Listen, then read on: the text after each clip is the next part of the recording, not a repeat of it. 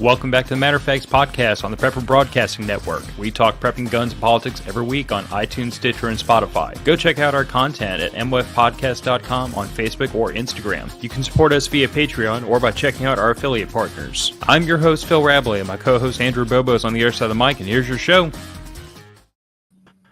So you know what's really annoying is when you remember one thing and you forget something else. And I actually upload the new intro. I changed the intro for the audio podcast, but I completely forgot to change it here. And now I have to change the whole roll-in video because it's all like me and Andrew, and you're not included. So I can get you some B-reel eventually. Yeah, it's just this whole podcast producing thing is a pain in the behind. I don't know why in the world anybody would do this willingly. I mean, it's kind of fun. Yeah, it is fun. I have to keep reminding myself the fact that I really do enjoy doing this. I mean, I wouldn't have done it for 8 years if I didn't. But every now and then I think to myself, I'm like, oh, kick my own butt. The funny part is when I screw something up on the other show and Gillian threatens to fire me, and I'm like, I don't know who else you think is going to work for a kiss every now and then. You're definitely her cheapest option. I am absolutely her cheapest option. I work cheaper than anybody she knows. And at least till Piper figures out computers real good. You know, my daughter has no interest in this podcast whatsoever or raising values. She is totally happy to be like, you know, silent in the background, unknown. Hey, that's the beauty of being a producer. If you're a producer, not a host, you can be a silent background. Yeah, but she would want payment. Well, there you go. And for some reason, roof over her head, bed, food, none of that seems that to doesn't count. No, that doesn't. No, for sure. Well, okay, so it's Phil and Nick on this evening. We're going to talk about canning because I don't can. I know nothing about canning. My family's never done canning, and you know a lot about it. So maybe by the end of this, you can smooth talk me into getting into it. I've got a grandma that knows a lot about it. Okay, well, compared, me and your grandma could swap notes. I could tell her all about night vision, and she could tell me all about canning. But she's not here, and you are. Fantastic.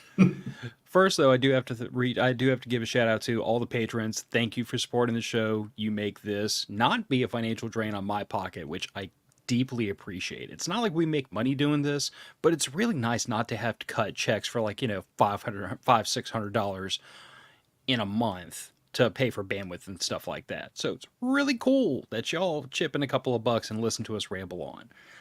Also, merch. We've been talking about merch. Merch has finally arrived. So for those of you who are listening to this in audio, you'll just have to deal with looking on Instagram.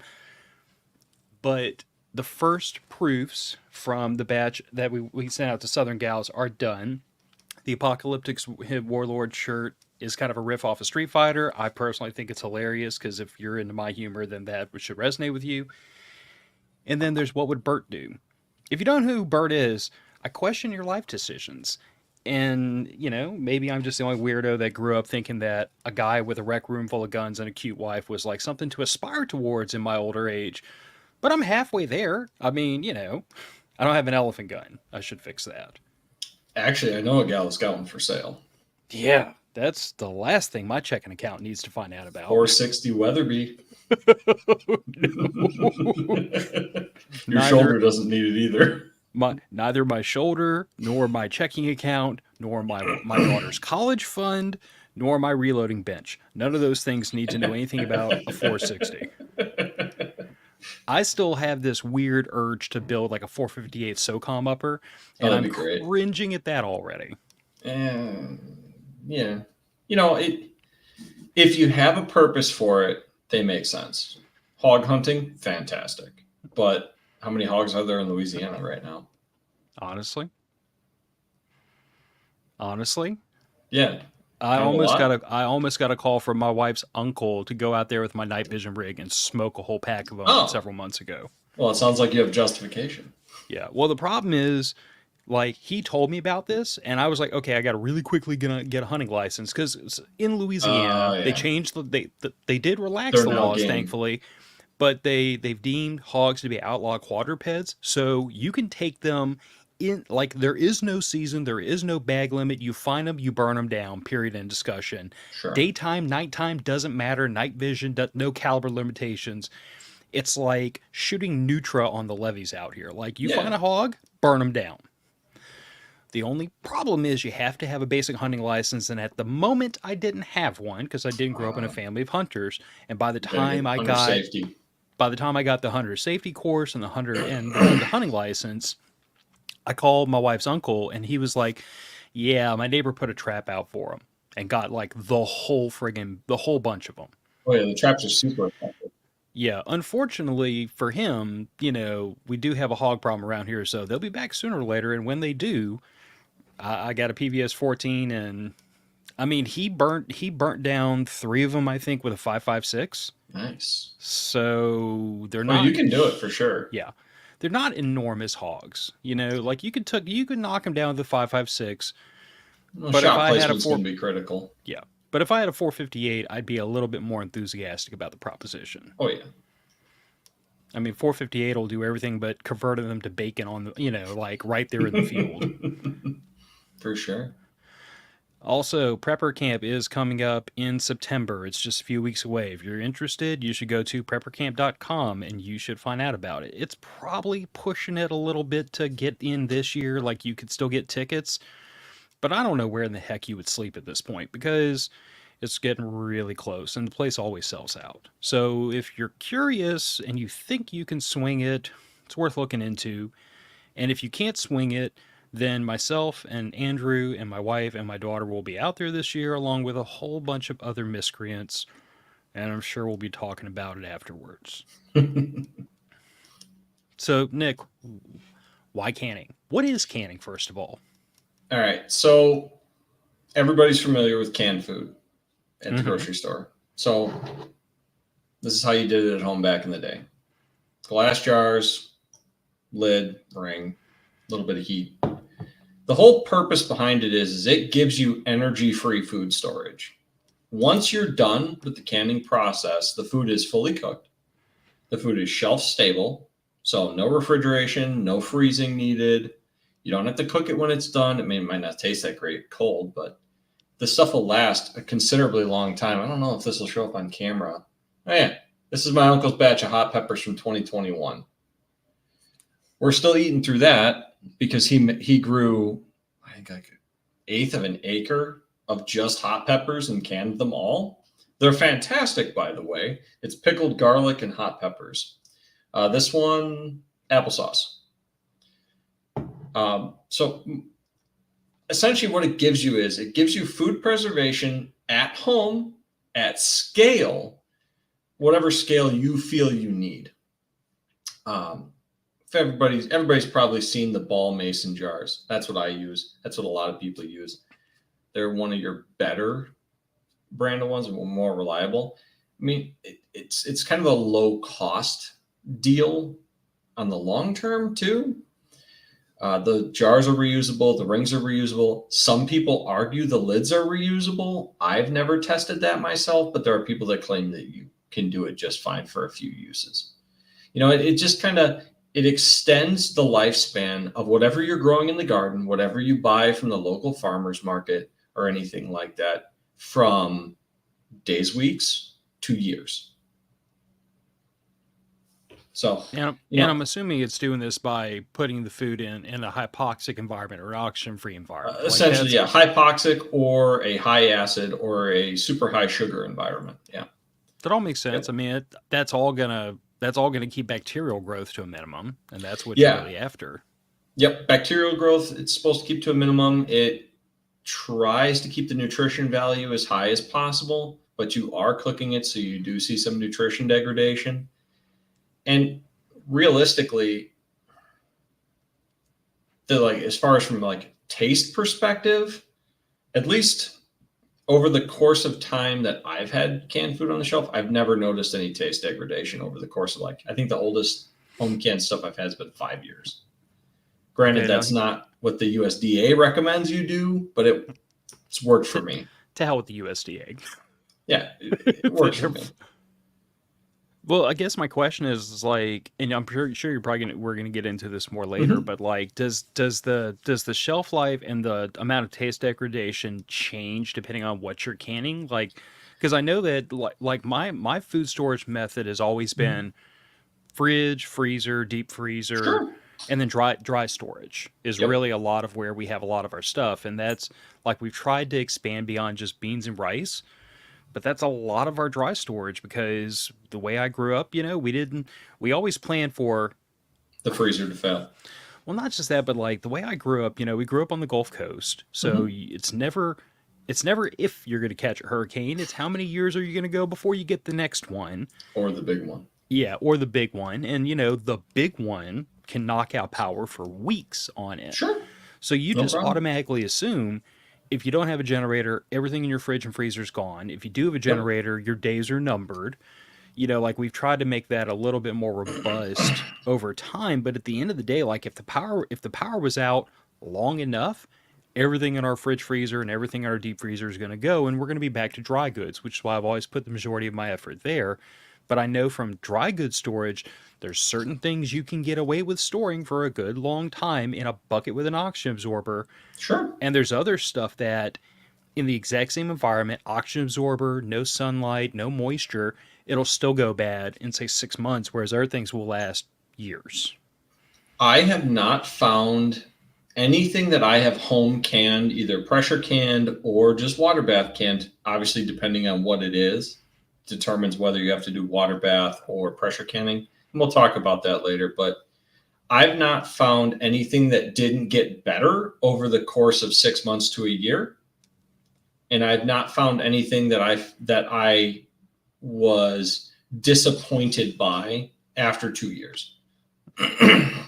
5 years, peppers and pickles, they get a little soft. That's basically what it is. You lose the crunch on your pickles, Mm. in my opinion. Potatoes, the 2 times I have tried that, they didn't last that long because it was really easy to make mashed potatoes out of them. It's basically you just chunk up potatoes in a slightly briny water, pressure can that, stick it on the shelf. The great thing about that is, along with a lot of canning methods, everything is entirely cooked. So when you take those out, instead of having to boil the potatoes, then mash them, you can basically pull them out, mash them, heat them up, and you're ready to go. But It saves yourself a lot of time later. yeah, I mean that also sounds like, especially given like what I imagine most people are going to use canning for is going to be like, beyond the pantry food Mm-hmm. preservation, like in an Yeah. emergency. And in that situation, if it's already cooked and may not be the greatest taste, but you could eat Mm-hmm. it straight out of the can, Oh, then that's 100% you saving can. you wood, propane, fuel, or whatever else you need to make fire to heat up the food. I mean, that And makes even then, sense. you're not cooking it, you're warming it. So, like your canned green beans, you get green beans fresh out of the garden, you got to boil them, right? Mm. Soften them up a little bit. You don't have to do that with canned green beans. You take them out of your home canning jar, dump them in a pot, warm them up till they are slightly above lukewarm or whatever your family likes, a little bit steaming hot, but you don't have to boil them for 5 or 10 minutes. You ready to go.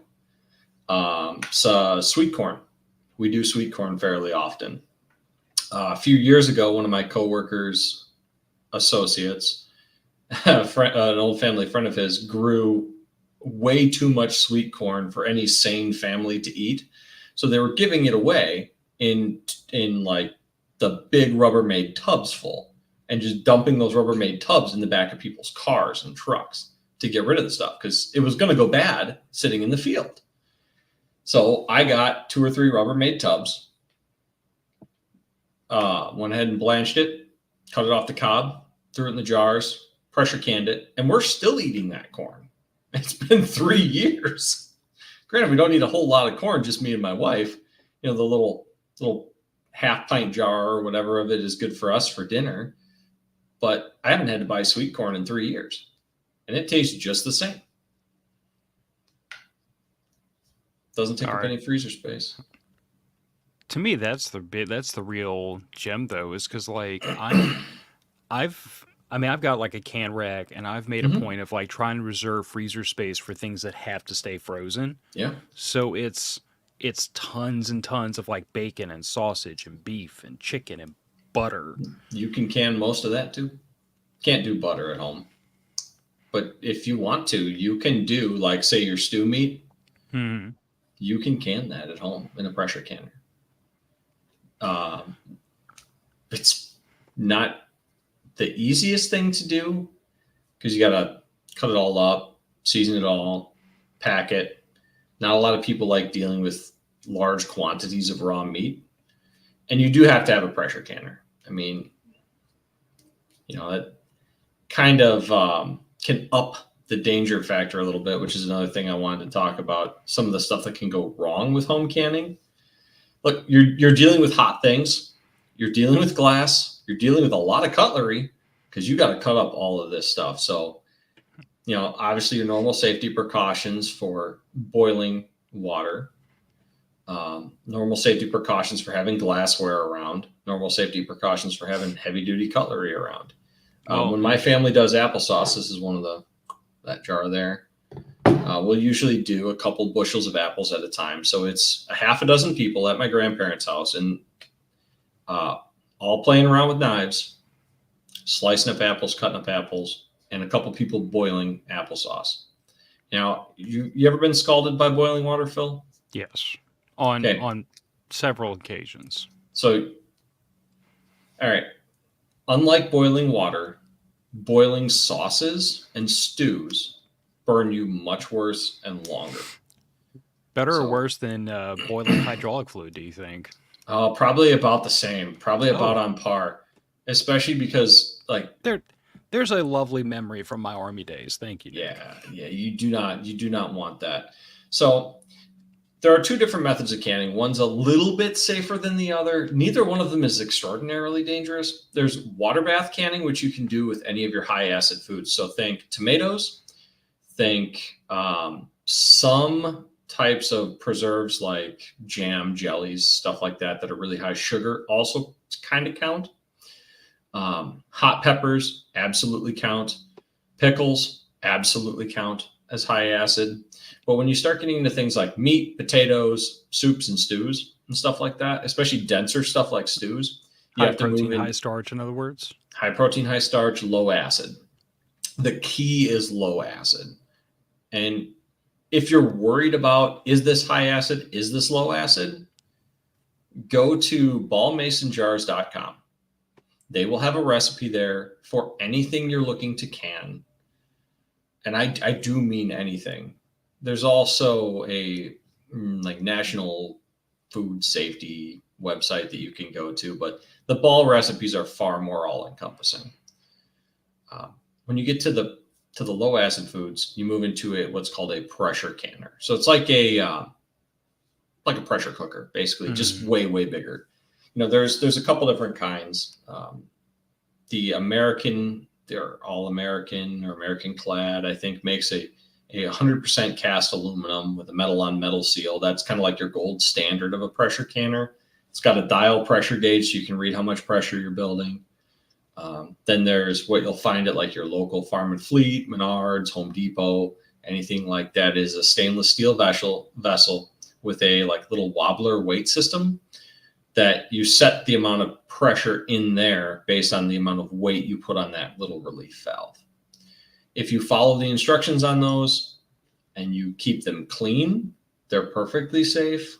Obviously, the ones with the dial pressure indication are a little bit more accurate, but I've never had a problem with mine. I bought one of the cheap stainless steel ones with a little wobbler pressure valve system. So when you say keep them clean, I'm assuming you're referring to that pressure relief valve clean, because it sounds to me like if that gets coked up, things run away from you. It can, especially if you have a jar fail in the canner. Say like you've got a jar of beef stew in the canner and it cracks open and tries to force some beef stew out of that vent. It's not going to work the way it should. Now, okay, so we've gone from dealing with boiling water with a hot water bath to a high pressure vessel. To basically a pressure cooker bomb sitting on your range. If you do it wrong enough, yes. Oh, the age old, if you do it wrong enough. Right. Now, if you follow the instructions that come with your canner, they are very simple. If you are at X elevation, you require Y weight to achieve Z pressure. And it's all spelled out in a table there. I think it's 5,000 feet it changes, or 3,000 feet it changes. I don't remember how mine was in the book. But they do tell you, if you're outside of one of these ranges, you will have to go to their website and find, obviously, the additional details. But it went up to, I think, 10,000 feet or something absurdly high like that. So, well above the elevations you're probably going to be encountering. You, me, we're within 1,000 feet of sea level. We're just going to use their generic system. Within 100 feet of sea level, but I get your point. Well, yeah. But the point is, air pressure doesn't change that much within 1,000 feet. Mm-mm. And there again, as your elevation changes, your cooking times change. So you do need to know a little bit of your local geography, because the point at which water boils changes depending on your elevation due to the difference in air pressure. Mm-hmm. So the temperature you're getting in a water bath canning situation is going to change a little bit depending on your elevation. Same with pressure canning. Assuming that you followed all the instructions and assuming you don't fumble a jar full of hot contents into something that causes it to shatter and throw itself all over you, it should be a relatively easy process. But there is one key thing you have to remember.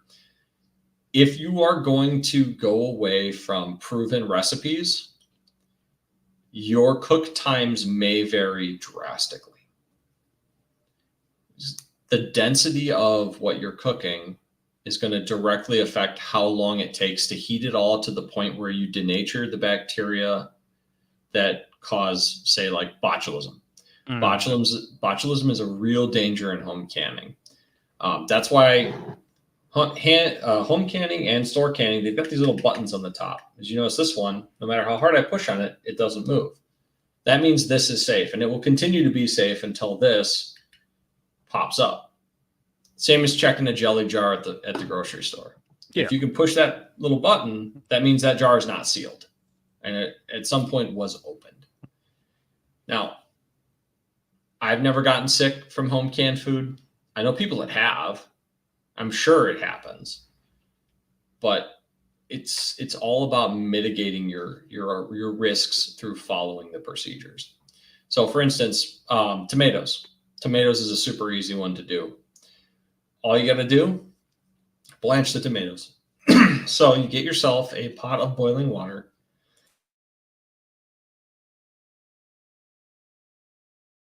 Excuse me. Sorry, allergies are terrible this season. Mm-hmm. You get yourself a pot of boiling water, and you get yourself a bucket with a ton of ice in it.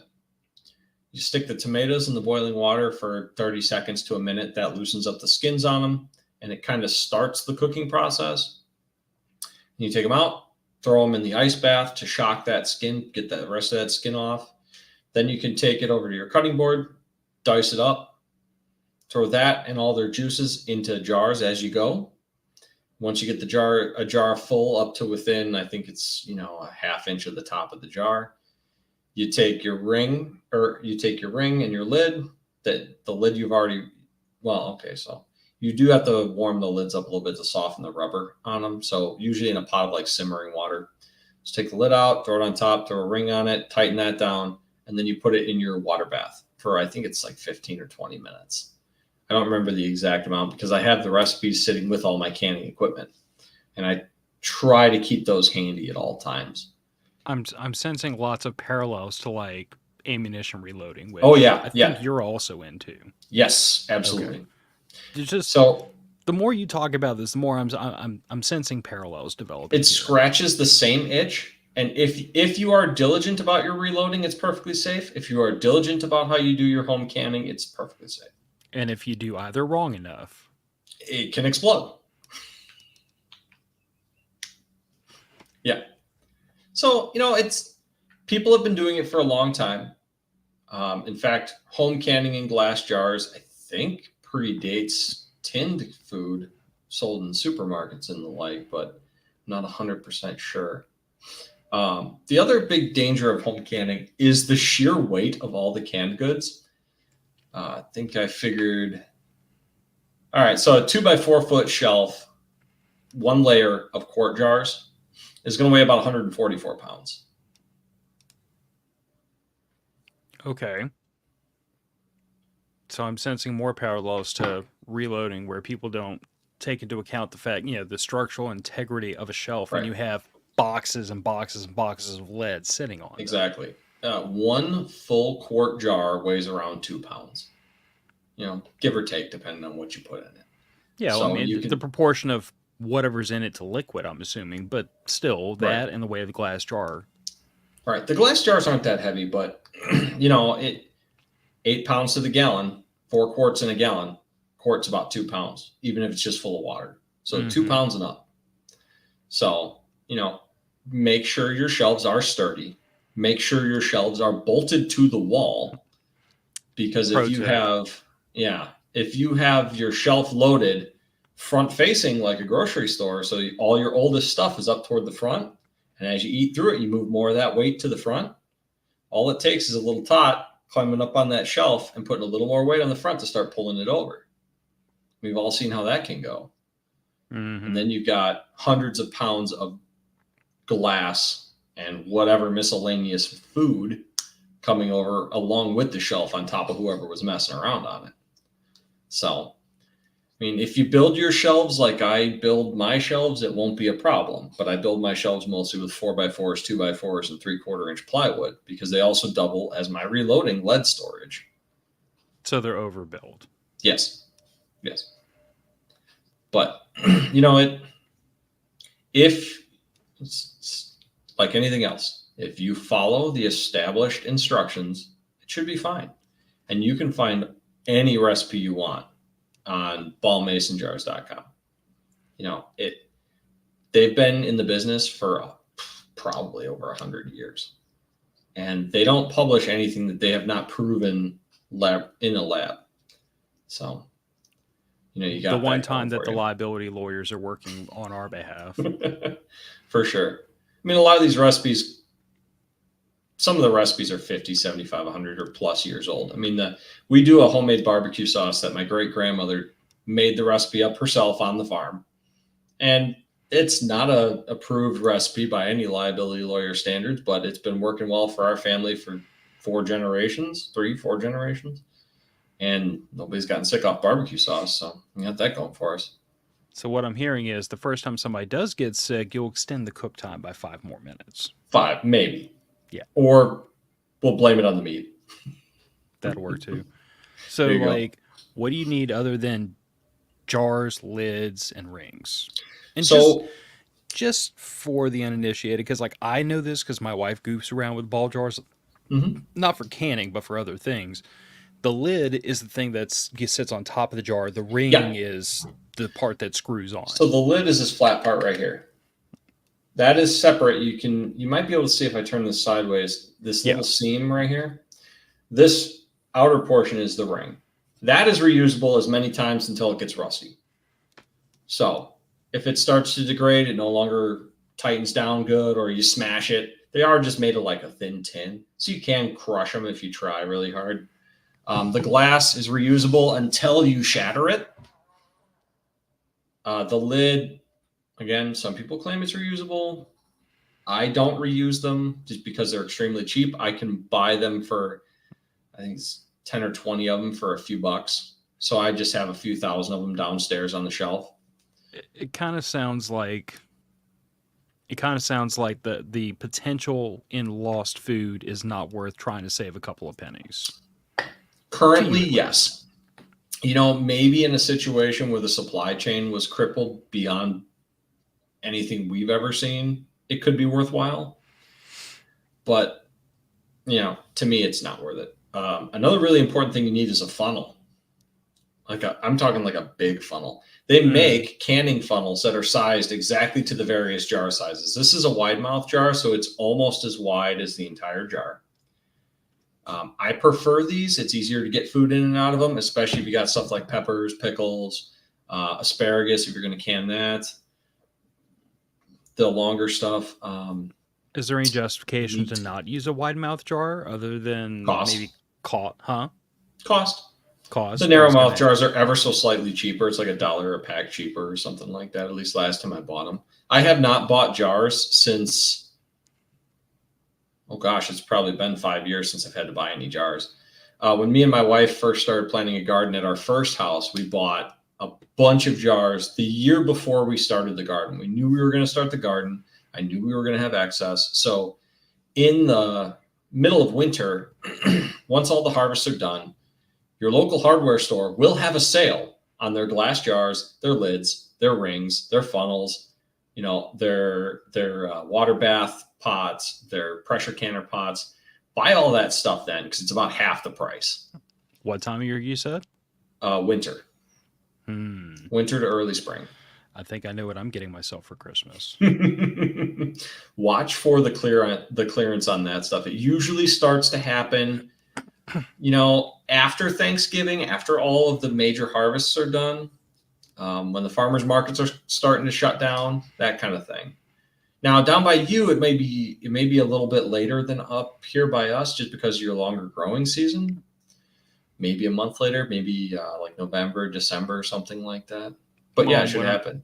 And what I'm thinking is, me living in suburbia hell, I might have to make the trek up to the farmer's market on the edge of town. You'd be surprised. I mean, Every hardware store in my county carries them. Even like the little local mom and pop hardware store carries them. They might not have a lot, but if you've got like a Home Depot or a Menards or something like that, they absolutely do. Okay. Even if you have to order them online, they will probably have them online. So aside from the jars, the rings, the lids, and a good size funnel, you're going to need either a water bath of some kind, which is basically just a large stock pot, like a really big stock pot with a lid. A lot of them are enamel. They'll be in a variety of colors. They will have, when you buy them new, they will have a wire rack that keeps the jars up off the bottom of the pot, so they're fully immersed in water all the time and not directly touching the metal that is being heated. That's important. A lot of times, right by those water bath pots, you will find a hanging panel of these little jar grabbers. It's basically just a wire pair of tongs that has got kind of like 2 half moons on it that open and shut around the neck of the jar. And that's what this handy little ledge and notch here are for.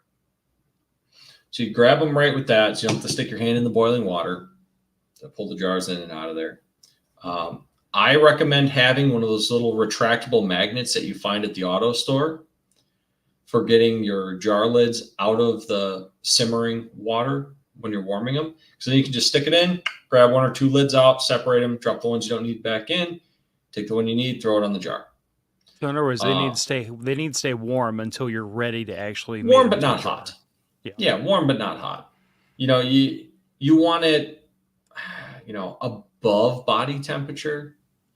Probably not more than like 115, 120 degrees. Definitely not boiling, because you just need to soften the rubber so that it'll sit down over the glass. You're going to need a ladle to pull stuff up out of the pot, dump it in the funnel.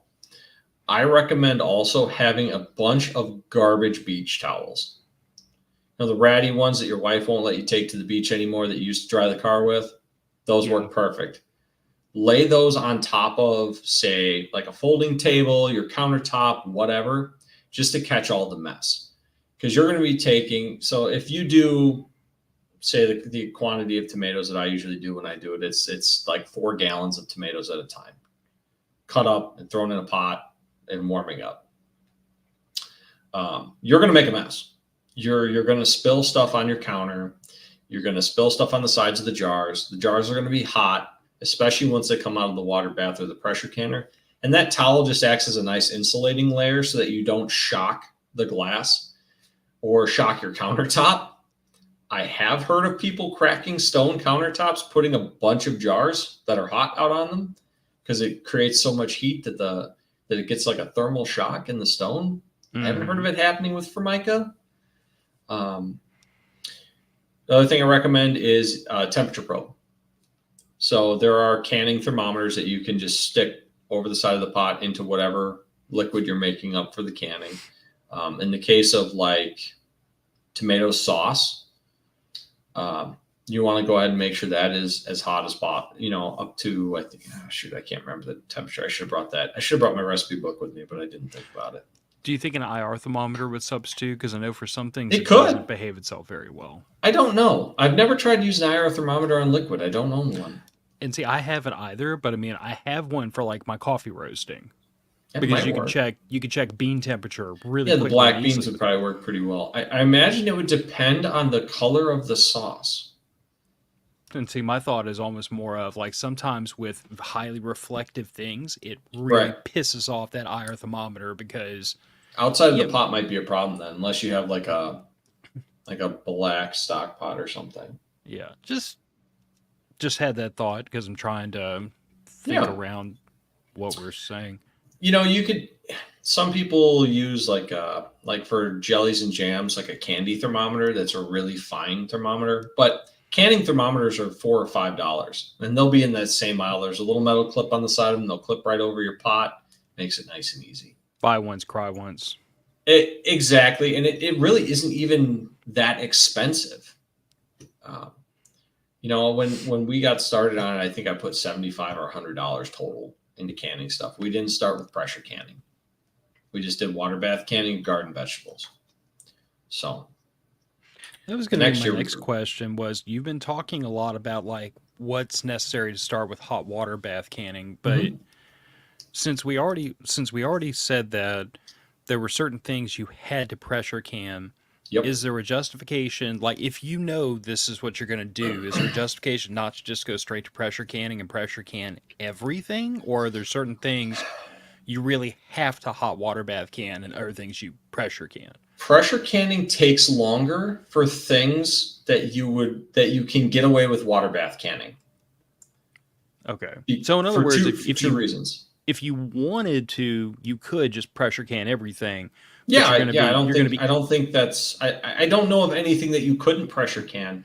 But if you're going to do like 4 or 5 bushels of applesauce, it would take you many days. Because the difference between pressure canning and water bath canning is that you just keep the pot of water boiling all the time on a water bath canning system. All right. You load it up full of your jars. You let it boil for whatever the time is that the recipe requires. Then you pull the jars out. Well, the water's still boiling, so you just stick more jars back in. And it's almost a constant process that you can keep going. With pressure canning, you have to have a certain amount of water in your pressure canner based on the amount of jars you're going to have in there. It'll be in the instructions. Most of them have an engraving on the inside of the pot too, so that you can't really screw it up. There's a max and a min. And as long as you're between those two marks, you're okay. If you're not, pull the jar out. With pressure canning, you got your pressure pot, you've got your adequate amount of water in it, you put all your jars in it, you close it up. Now you have to build pressure.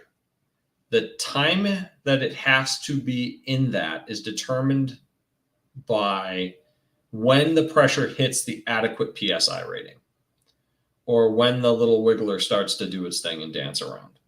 That's when you start the timer. So you've got to build your pressure, which adds a few minutes. Then you've got to hold at that pressure rating for a few minutes. Then you have to release all of that pressure, which takes a little bit of time. Then you got to disassemble your pressure canner. Either some of them are like screw top, some of them are twist lock. Either way, I don't know what you're going to have, but it'll be self-explanatory.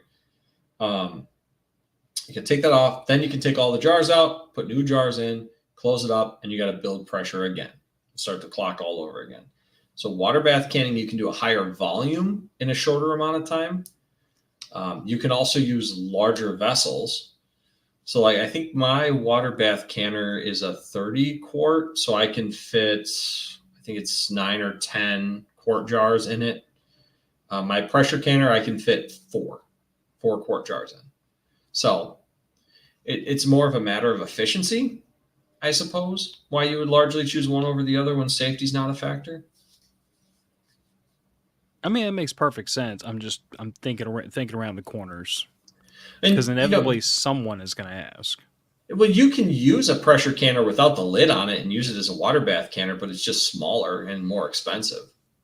Mm-hmm. Like a water bath, you can use almost anything for a water bath canning that has a rack to keep your stuff up off the bottom. So if you've got an old stock pot and you've got, say, a cookie tray, a cookie mesh cooling tray that you can stick down on the bottom of that and you can set your cans on that, you can use that. You got a 1 gallon pot that you make your soups and stews in, and you've got some kind of rack you can stick down inside of that. That's perfectly fine too. But a pressure canner, you need to have a pressure rated vessel.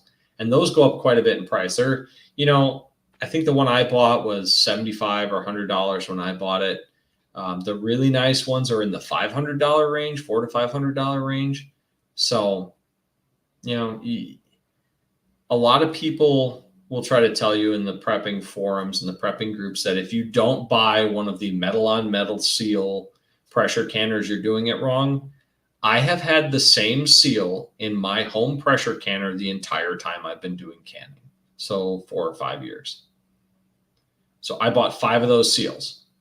I haven't had to use any of my spares, which means I'm good for theoretically 25 years of the type of pressure canning that I've been doing and the scale of pressure canning I've been doing. So I'm not worried about the end of days, Mad Max. If that happens, all right, fine. I'll deal with it when it gets here. I don't have the finances to prep like that. I just flat don't. What I can do, though, is I can make my life as easy as possible with the inconveniences we see all the time. And one of those things is like, I like to have a garden. I like to have fresh vegetables. If you know anything about gardening, you know when it does poorly, you get nothing. But when it does good, you get more than you could eat most of the time. Canning lets me enjoy that throughout the year, the entire time, without spoilage. Well, I mean, food preservation is always going to be the bane of a lot of people that are into the preparedness mindset because, like, I find it's infinitely easier to convince a person to go out and spend money than it is to get them to go out and spend their time and effort so that the things they bought are useful. You know what I'm saying? It's like, take guns, for example. Tell a guy, new gun, and he'll usually whoop out the credit card before you finish the rest of the sentence. But the minute you say, go get training so you can use new gun, and then the interest goes downhill really quickly for most people. Well, that's because there is a chance that you will not perform like Steven Seagal. Oh, we had to use that example, didn't we? Oh, yeah. Steven Seagal is a fantastic law enforcement officer. If no one's ever seen his videos of him actually in the field, that is a treat. Fantastic. Our country gave him a badge and a gun. Actually, no, my state gave him a badge and a gun. Yeah. Thank you for that reminder, Nick. You're welcome. Maybe not our finest moment. You could do worse. We do frequently. They just don't get TV shows. That's fair. So as far as what else you need, that's about it. When you do it, harvest time. That's easy. Really. But just circle back around, you did say, like, if you're thinking about doing this for next year, the best time to buy the stuff is winter. Kind of like buying bathing suits. The perfect time to buy bathing suits is at the end of the summer. Winter jackets, spring. Yeah. End of the season is always your best time to buy. I mean, if you're really serious about getting into it, you're probably looking at $150, $200 to get into it. That would get you a serious supply of jars. That'll get you water bath. That'll get you one of the less expensive, smaller pressure canners, and you could start. I don't recommend you start with pressure canning just because that's an extra investment that you don't need. And most people are going to be doing stuff like dill pickles. A really common one to start with. Everybody likes dill pickles. You're going to eat those things anyway. You're going to put them on a sandwich anyway. You don't like pickles? I'm not a pickle person. I've never been a pickle person. There's something in the tape. Now, my wife is cringing if she's listening to this because I should send you some homemade pickles. You might like them better. My wife will eat them happily. Mm-hmm. But next time I do a batch, I'll send them down. I've never been able to make peace with pickles. All right, then applesauce. Like applesauce, right? Your kid likes applesauce?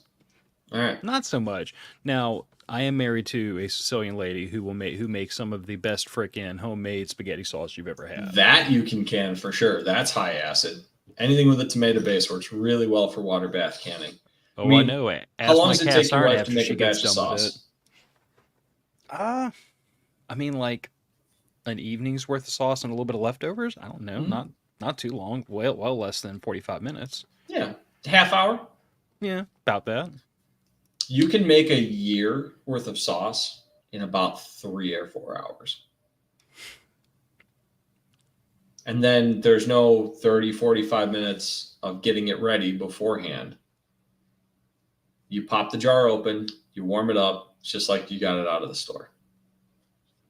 Okay, now how does that work with the ground beef that we usually brown and throw in there? Like it'd be it So you because I would know have to earlier brown you the said ground beef separate and then throw it in afterwards. okay because I know earlier Unless you you're had going said to that pressure meat. can it. I don't know. You'd have to see if you can find a comparable recipe, and then what I would say is try it at a small scale first.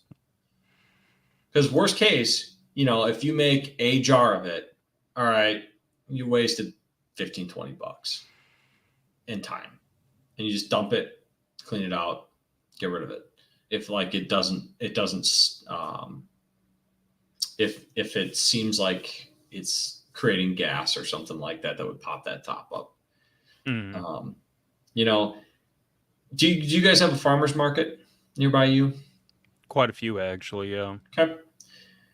So when the farmers markets are in season, that's a good time to start with canning. Find out what's harvested in the spring around you guys. If it's asparagus and you guys like asparagus, um, pickle some of that.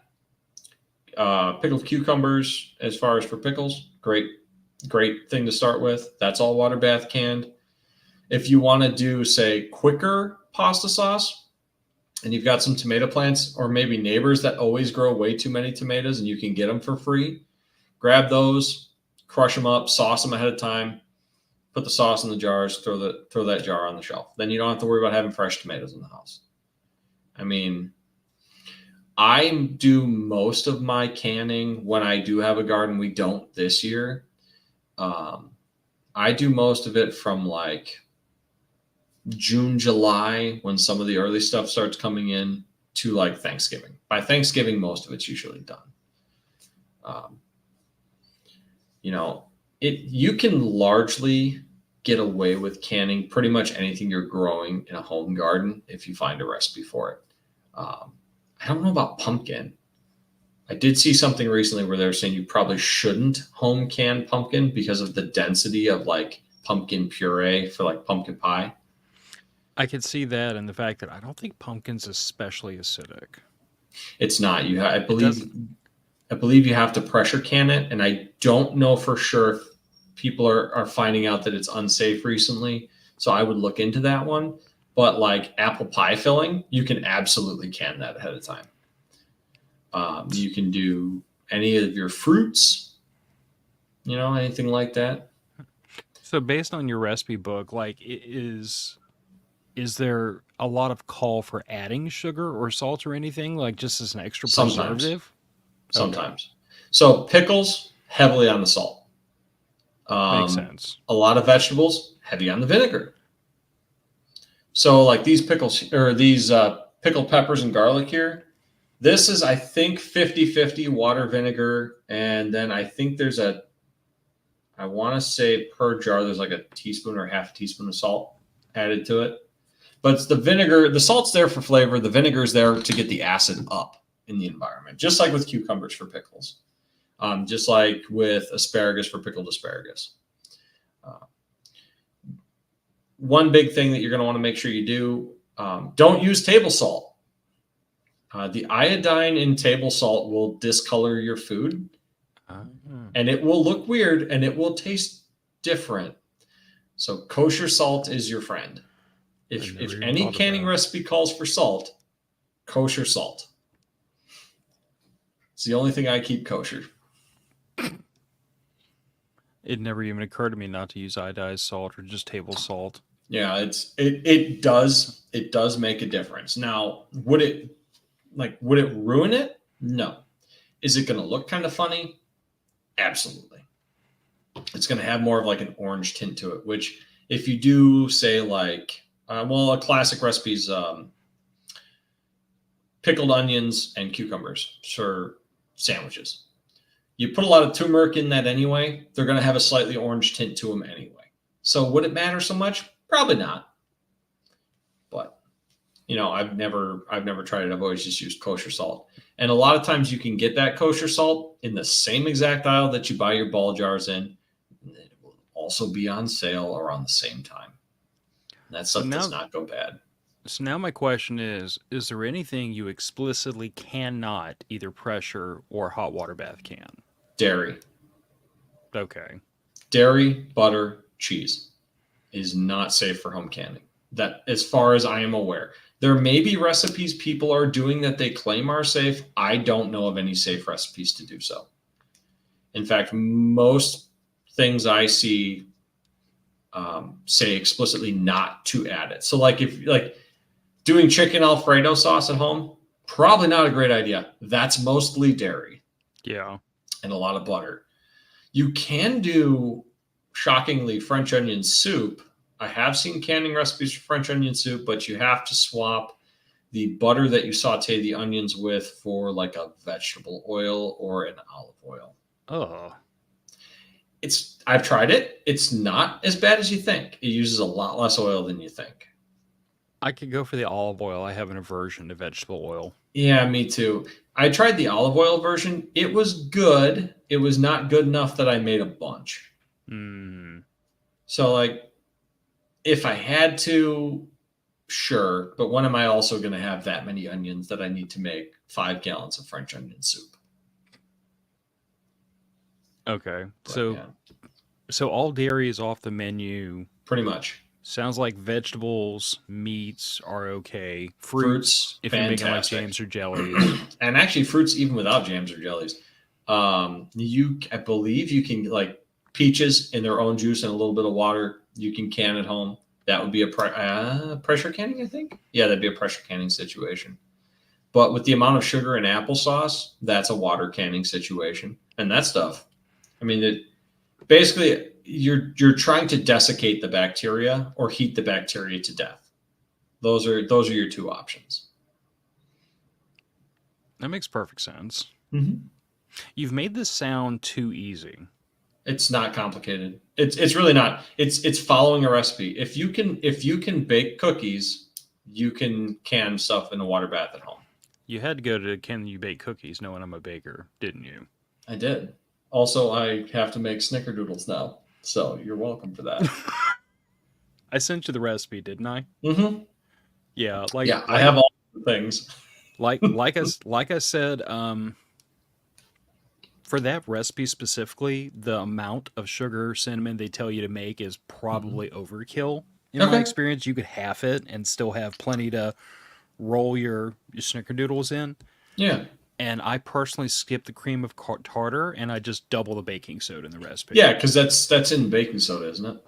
Yeah. Well, but what happens is that the amount of cream of tartar that they're telling you to add, doubling the baking soda does not replace that much cream of tartar. So it comes out a little bit less tangy, which I prefer, and it makes them a little fluffier because you're basically putting in more baking powder, less. Yeah, you're double rising them. Yeah. Yeah. I mean, I love them that way. My daughter got a wild hair behind one time and asked me to add chocolate chips to the snickerdoodles.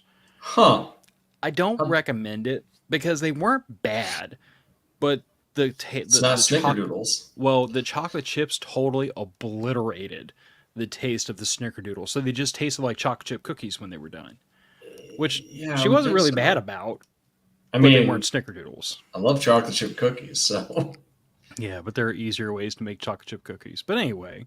If your wife wants to get into canning, if you want to get into canning, your daughter wants to get into canning, you can even can some of the stuff that she harvests in her wild edibles. See, and this is why I need to get her on the show to talk about this, because like a lot of the stuff she does, she's actually making like tinctures out of So she's basically like basting the stuff in like Right. very highly refined vodka for Right. a week at a time or so. And then And once that she is jars a that up, form of jarring. Yeah.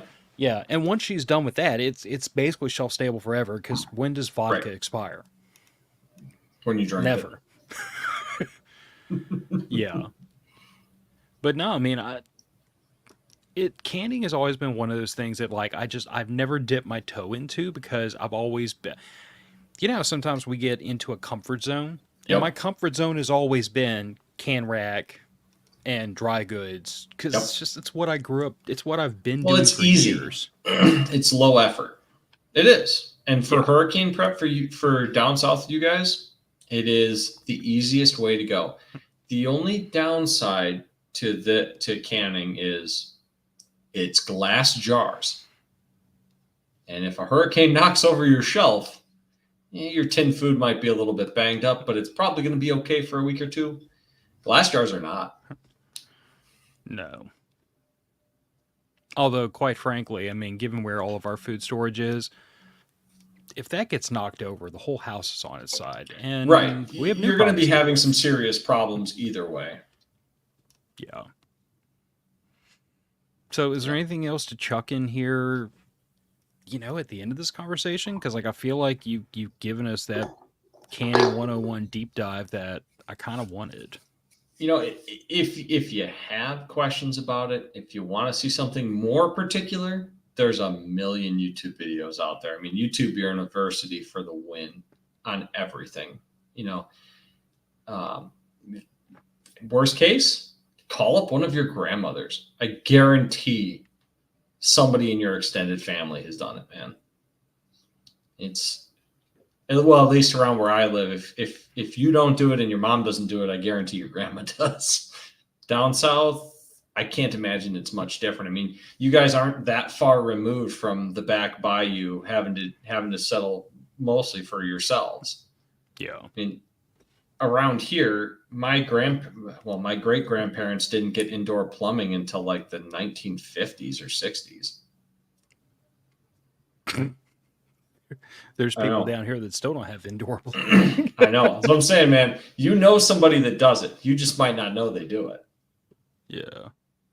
All right. Well, I guess from here, like me specifically, I just need to keep an eye on the sales at Home Depot and Lowe's and just surprise my wife. Do what she does to me all the time, where she's There like, you go. "Babe, it was on sale and I just grabbed it." Look at how much money I saved Yeah. by Try spending all the money. try to see if I can pull off some women math. Yeah, well, you could do that, or just add it on to her stash for her tinctures, just bigger jars. Ooh, that's how I sell this to her. I mean, once she tries home canned applesauce, she will refuse to buy it in the store. If you need a recipe, I'll send you one. Not a lot of applesauce in this house, but if I can convince her to whoop up a big old batch of homemade spaghetti sauce, That's I a bet I can perfect make that place for work. her to start. Because you can do it. I mean, these jars are obviously on the bigger end. They sell them in a variety of sizes, down to little teeny tiny jars and up to full gallons. So whatever size you want, they have them. Well, and I mean, the best part of it is that the end of the world has not gotten here yet. We still have fridges for leftovers. We do. That's true. All right. Well, I guess we'll go ahead and punt this one out the door. I don't know if you've heard over the mic, but there is a thunderstorm out there that is banging really loudly. No, I have not. There's been once or twice there's been once or twice I looked over my shoulder like, all right, Mother Nature, chill out for just a second. Well, But for the listeners, I saw one or two people drift in and out of the live stream while we were here doing this. Like we are going to do this show. We're going to stream it out on YouTube and Rumble and Facebook from now on. Thursdays, 5 p.m. is kind of the time, 5 p.m. Central, unless we get like tons of feedback that 5 p.m. Central is too early. We could back it up an hour, but I think this is going to be the time slot for a while. And as usual, Matter Effects podcast will go out on all the audio platforms Friday, tomorrow. So I'm going to be doing editing this evening. Oh no. It is what it is. It is what it is. I'll pour You picked myself. Thursday. I picked the time.